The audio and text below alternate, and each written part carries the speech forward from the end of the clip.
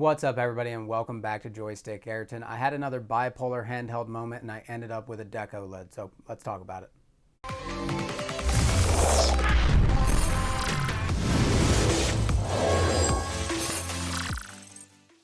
Okay, so I started my handheld journey like many of you with PSPs, maybe a Game Boy, but I really started my just handheld enthusiast side with the Steam Deck LCD. I still remember sitting there refreshing the page over and over and over again to get in that first wave of Steam Decks. And I loved the device. I ended up trying to put Windows on an SD card. It was a flop. I tried to do a shell conversion. I broke the thing. I ended up with 3 bad allies trying to get a Windows compatible handheld. I fell in love with my Legion Go, and then I stumbled into a Win 4. I then end up with another Legion and tried an Ally again. I ended up ditching all of that for the Win Mini, and then here we go. We've stumbled our entire way back home with Valve with the Deck OLED. And there's just a phenomenal amount of reasons why. But the Steam Deck OLED launched about 6 months ago. There's been a lot of software updates. That's really the best thing about Valve overall. SteamOS is always maturing, and 99.9% of the time, it absolutely outshines Windows in every single way possible. Windows really wouldn't need to exist if it wasn't for Game Pass. In my opinion, it sucks in almost every other category. But we're going to talk about my experience with the Deck OLED. There's not a lot that has changed since the last 6 months, but there have been some software updates that have constantly improved things. And I'm going to talk really why I think this is the pinnacle of handheld gaming. There's a couple reasons why Windows-based handhelds are still awesome. The Win Mini for me is a Game Pass machine now, and we'll talk more about that as well. So let's go ahead and dive on in. Okay, so let's just gloss over the last 6 months really quick. I kind of think it's irrelevant, to be completely honest with you. And what I mean by that is that this is just a small section of time of the greater elapse of the evolution of the Steam Deck overall. Valve has been working on SteamOS and updates for the LCD screen and for maybe the battery life, compatibility, wine layers, all kinds of things have been happening since the launch of the original deck. Only thing that really changed when we got here to the OLED deck was steering that in different ways. You no longer needed to really care about trying to make that LCD screen look a little better as you're trying to get rid of the last of your supply of that LCD deck. You're kind of steering towards trying to optimize to the best of your ability the OLED deck, and they've continued to do this kind of the lifespan of the entire device, which is what we've been concerned with all these other manufacturers coming into the game. That's the one thing that I have to say ASUS has really done well. The ROG Ally X. There's a couple big differences, but the main one being that battery life. But for the life of the Ally, they have continuously updated Armory Crate, which is not what we expected to see happen. I expected more of what's been going on with Legion Go and not really supporting VGA drivers and all kinds of different things. So over the last 6 months, 3 years, Valve has been doing an incredible job just making this the most optimized, cleanest device on the market. So now let's move into the other things I like. Okay, so let's talk about the most subjective part of this entire video, and that's ergonomics. This is also going to be super quick because they didn't change from the LCD to the OLED. But unlike that, the Ally to the Ally X has changed. And if you watch Retro Games video, maybe Nerd Nest, you'll see that it's really subjective.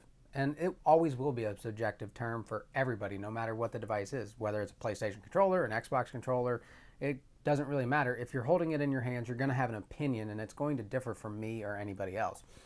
This Win Mini, ergonomically, a nightmare for some. For me personally, I love it. My hands aren't too big, they're not too small. It rests right in the center of my palm. I don't really care for the grips. My thumbs aren't oversized, so like they fit just right with the joysticks. I personally love this device. It's the size of the Steam Deck screen, which I love. But I had a lot of issues with ergonomics on the Legion Go as time wound on. I really didn't want to hold up such a hefty device.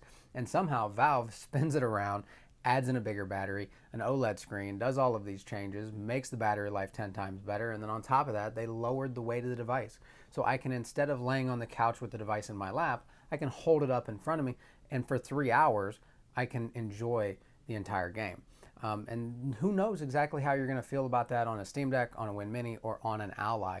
The good thing about the Ally and the Legion Go is you can run into a Best Buy and hold those, or maybe you have a friend who has a deck and you can hold that.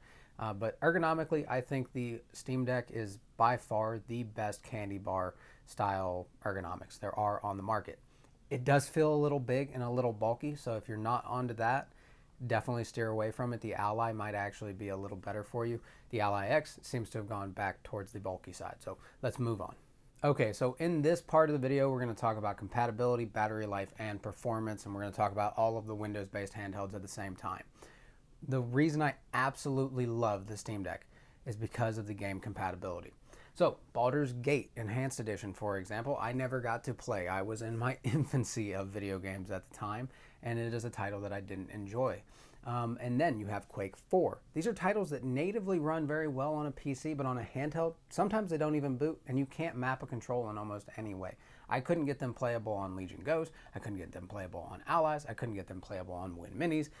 There are just some games that don't work with Windows.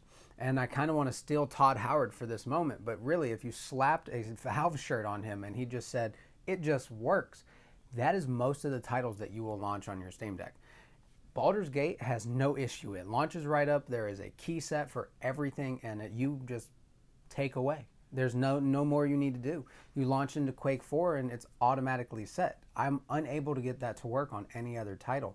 There are so many games that have compatibility layers pumped into them, and then the community as a whole spends hours and hours and hours making all of these things work. Not just Valve, but the community as a whole, and it's incredible because I'm getting to play games that look glorious on the OLED screen that I am not going to play sitting at my just incredible ultra-wide desktop, because that's not the title I want to play. I want to be on Ghost of Tsushima there, or God of War, or Last of Us. I don't want to be playing a 2001 or 1998 game, but on my Steam Deck just laying on the couch, that is an awesome experience, and I cannot tell you how much I enjoy that. I can play games like Company of Heroes because of the trackpads being compatible with those. I can play RTS games, I can play strategy games, I can do all kinds of things I can't make work on other Windows handhelds. Some of those being the community isn't as big in them, so being able to have that Steam community really helps pump in compatibility and different controller sets. Steam OS, huge for it. It's just an experience I can't get on any other handheld, no matter how hard I've tried. Like the Fear games, I don't have to tinker with them. I launch the game, and they just play. So I think that is an incredible win for Valve just across the board. So with that being said, we need to talk about battery life and performance a little bit. Performance is never going to be what you can get on an ROG Ally, on a Win Mini, on a Legion Go. You're going to be down. The difference is you're going to make up for half of that with SteamOS and the optimizations. And for different developers like Hogwarts Legacy, coming out with Cyberpunk with a Steam Deck preset that runs the game better than you can set it up on a Windows-based handheld half of the time. And there are some times on Windows handhelds where you can tinker with the settings until high heavens and get it really close. But I had a better playable experience on Cyberpunk with the Steam Deck than I did on any Windows handheld, and it is a much more powerful device. So when it comes to that gaming performance, you have like 30% more performance out of the Z1 Extreme or the 8840U. They're up here and the deck is down here. But that just constant compatibility, different compatible layers, wine, and then adding on top of that, just developers adding in presets for the device really brings it way, way closer than what it should be. So that is just a stellar win. And then I don't know what else you need to hear about battery life besides I can play Cyberpunk for 3 hours with almost no issue. Sometimes 240. It really depends on how intensive the section is that I'm in, but that's an awesome experience. Later, younger titles play forever. I played Dark Souls Remastered for almost 4 hours. I'm usually not playing in a handheld state that long. It's usually about 2 hours, kind of the maximum. But I think you're going to see that in the ROG Ally X. And it's going to be really interesting to see what kind of performance and battery life when the embargoes lift, what we get out of that, which may or may not be before this video gets uploaded. So with that being said, let's wrap this all up. The last thing that I think is really important to consider is how much Game Pass you're really going to use. As much as I downloaded every single title on my Steam and on Game Pass on the Win Mini, I spent most of my time on Steam, and that seems to be a common factor for me. And it was like that across the board on every single handheld that I own. And it's just, it kind of really kept stamping it in my head that like, if I really like this game and it's on Game Pass, maybe I want to consider getting that in my Steam library for that one day when Microsoft takes that away from me, because I feel like that's going to happen. There's a lot of games I don't play on Game Pass or I don't play on PlayStation Network because of that constant fear. And sometimes it doesn't happen with Game Pass for a really long time.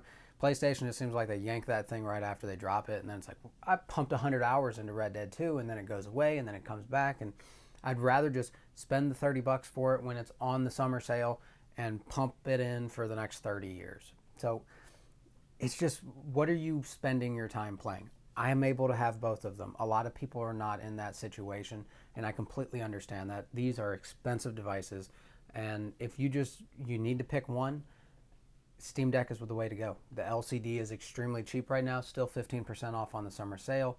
The OLED version is incredible. And if you don't really care about Windows and you can deal with a little bit of a bulkier device that isn't nearly like the Legion Go, it is incredible for all the reasons I've talked about throughout the video. So let me know what you guys think in the comment section down below. My Win Mini isn't going anywhere. I love its ergonomics so much. It's such a unique device, and I play a decent amount of Game Pass games. Most of my time spent in Lies of P. I love the thing. It performs flawlessly. I'm going to do a bunch of videos for both of these devices and news updates for them as we go along, but this is pretty much where I want to stay for quite some time.